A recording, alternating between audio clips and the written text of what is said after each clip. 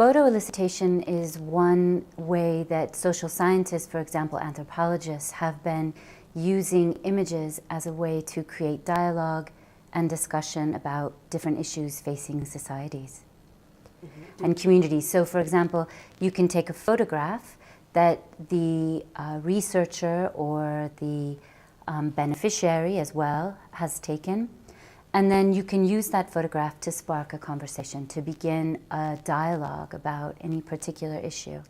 My research in Dublin, I was working with asylum seekers and refugees and undocumented migrants.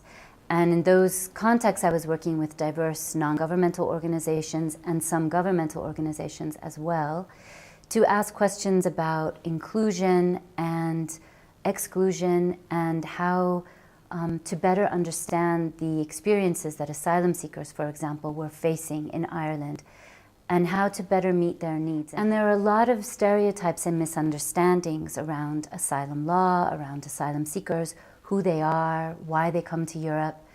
And images are used quite a lot against asylum seekers, for example.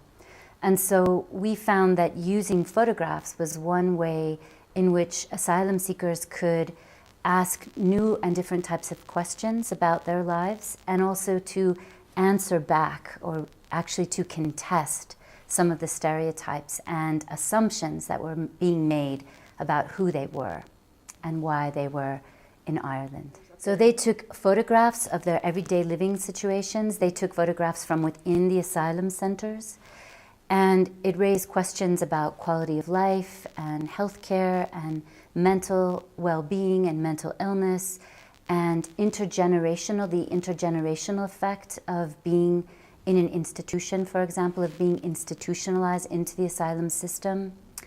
It raised questions about social exclusion and social inclusion, about economic well-being, and all of this came from images and photographs that people made themselves.